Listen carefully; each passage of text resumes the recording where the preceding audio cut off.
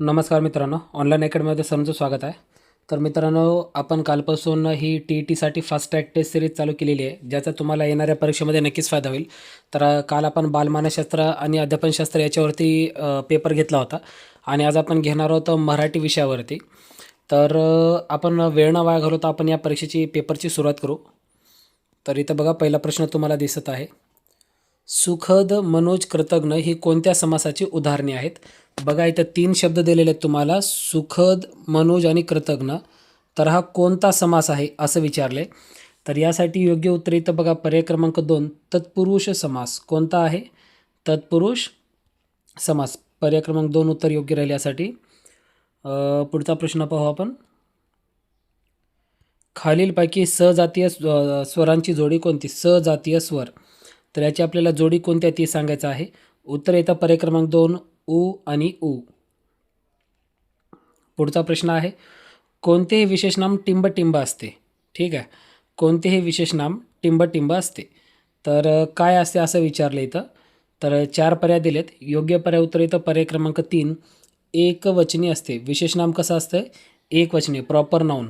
ठीक आहे, इंग्रजीमध्ये आपण त्याला प्रॉपर नाऊन म्हणतो. पुढचा प्रश्न. पुढीलपैकी कोणता शब्द नपुंसकलिंगी नाही? बघा, इथं नाही म्हणलं या. नपुंसकलिंगी नसलेला शब्द आपल्याला सांगायचा आहे.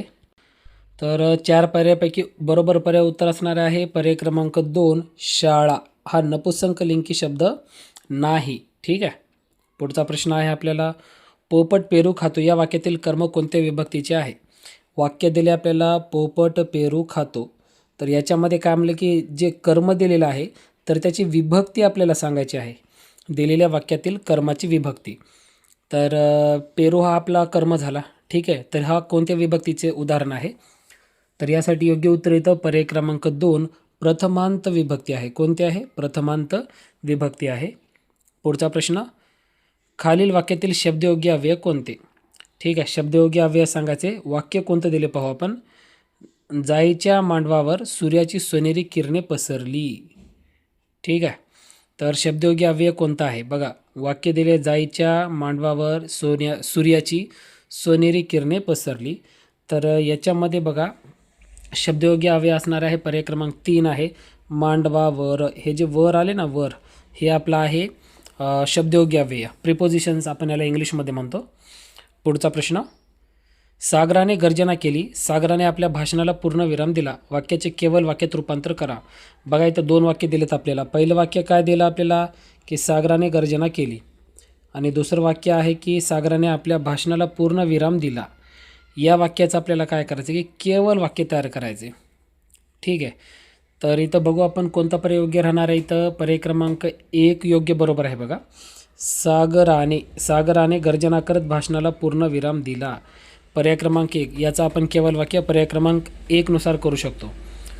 पुढचा प्रश्न असा आहे की माणूस जाते त्याची कीर्ती मागे उरते. या वाक्याचे संयुक्त वाक्य कसे होईल? वाक्य कसं दिलं बघा, माणूस जाते त्याची कीर्ती मागे उरते. तर या वाक्याचं आपल्याला कोणतं वाक्य तयार करायचं आहे? संयुक्त वाक्य तयार करायचं आहे. ठीक आहे, 4 पर्याय दिलेत आपल्याला. तर यासाठी योग्य पर्याय येतं बघा संयुक्त वाक्यासाठी पर्याय क्रमांक 4 यापैकी नाही हे पर्याय आहे त्याचं. ठीक आहे, तर याचं बरोबर उत्तर तुम्ही मला कमेंटमध्ये सांगू शकता. पुढचा प्रश्न आहे. हवा कोंदट असल्यास मनुष्याची प्रकृती बिघडते. या वाक्यातील विधेय विस्तारक ओळखा.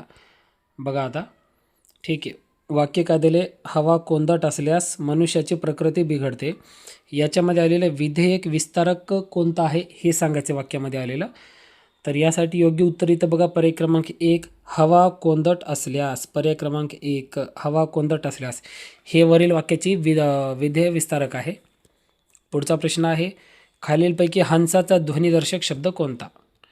हंसाचा ध्वनिदर्शक शब्द. हंस कसा आवाज करतात त्याच्या आवाजाला आपण काय म्हणतो? बघा, उत्तर इथं पर्याय क्रमांक 2 कलरव. हंसांचा काय असतो? कलरव. पुढचा प्रश्न. स्त्रीच्या मागोमाग ग येतो या म्हणीचा अर्थ असलेला योग्य पर्याय ओळखायचा आपल्याला.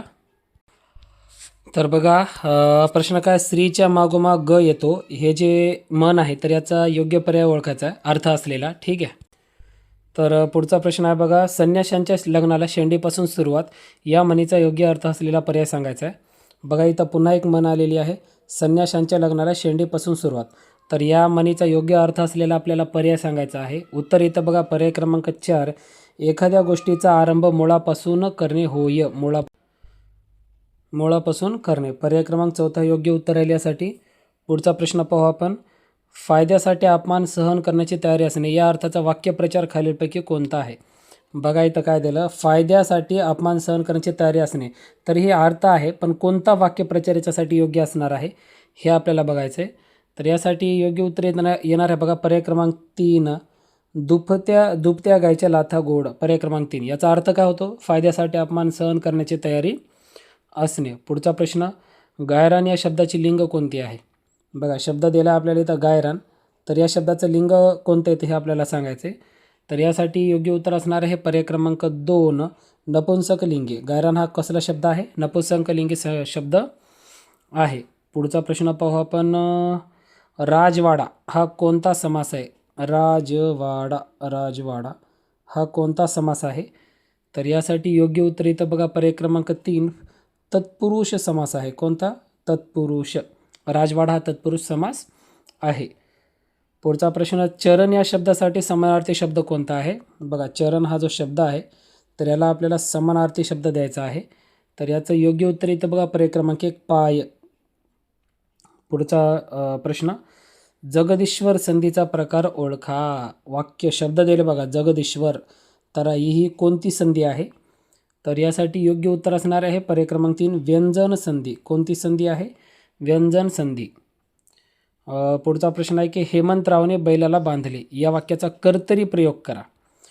वाक्य दिले आपल्याला की हेमंतरावने बैलाला बांधले, याचा आपल्याला कर्तरी प्रयोगामध्ये ट्रान्सफर करायचे. तर यासाठी योग्य उत्तर असणार आहे पर्याय क्रमांक 2, हेमंतराव बैल बांधतो. हेमंतराव बैल बांधतो. ठीक आहे, ही त्याचा कर्तरी प्रयोग झालं. पुढचा प्रश्न आहे की खालीलपैकी न्यूनत्व बोधक उभयान्वयी अव्यय ओळखा. न्यूनत्व बोधक उभयान्वयी अव्यय आपल्याला ओळखायचे. वाक्य म्हणजे पर्याय दिले 4, न्यूनत्व बोधक सांगायचं आपल्याला.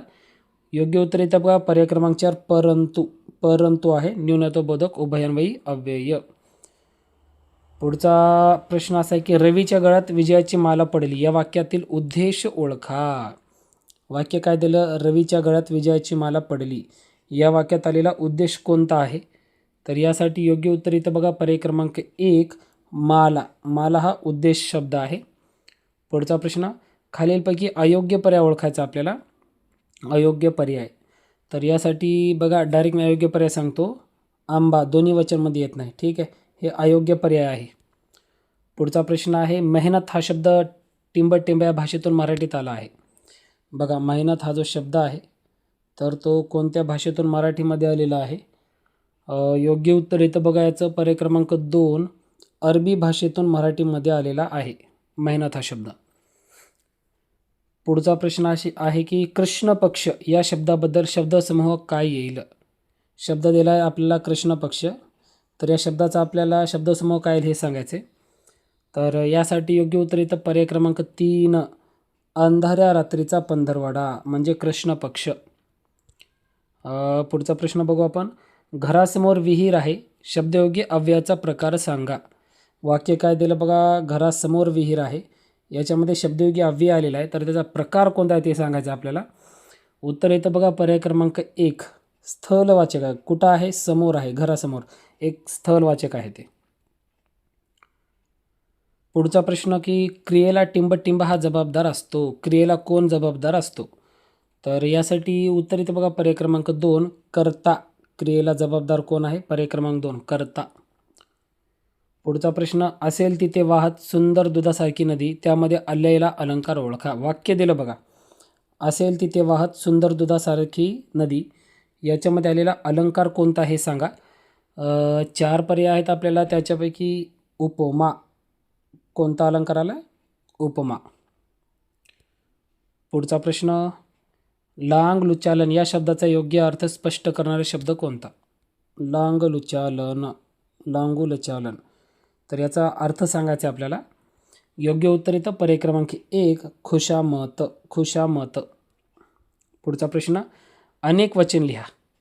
पिस्सू हा शब्द दिला आहे, तर याचा आपल्याला अनेक वचन सांगायचे. ठीक आहे. तर यासाठी योग्य उत्तर इथं पर्याय क्रमांक 2 पिसवा. कोणतं आहे? पिसवा. पुढचा प्रश्न, तोंड वाजविणे म्हणजे काय? तोंड वाजविणे. तोंड वाजविणे म्हणजे काय? उत्तर इथं बघा पर्याय क्रमांक 3 खूप बडबड करणे म्हणजे तोंड वाजवणे.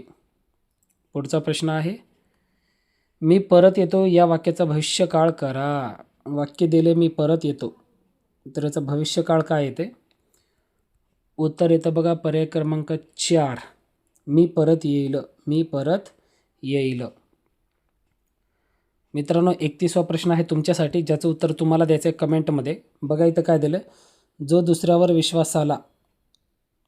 ठीक आहे, याचा आपल्याला समोरचा भाग सांगायचा आहे. राईट. तर याच्यापैकी 4 पर्याय दिलेत बघा तुम्हाला समोरचा भाग सांगण्यासाठी. तो बुडाला, त्याचा कार्यभाग बुडाला, त्याचा विश्वास म्हणाला, यापैकी नाही. जो पर्याय योग्य असेल तो तुम्ही मला कमेंटमध्ये सांगायचा आहे. तर मित्रांनो बघा अशा प्रकारे आपण मराठीचा पेपर घेतलेला आहे आज. ठीक आहे. तर असेच आपल्याला 30 पेपर घेण्याची पूर्ण तयारी आहे आपली. बघू आपण जमलं तर. तर हा जर व्हिडिओ आवडला असेल तर व्हिडिओला लाईक करा, कमेंट करा, शेअर करा. चॅनल सबस्क्राईब करा. लवकरच भेटू पुढील पेपरसोबत. धन्यवाद.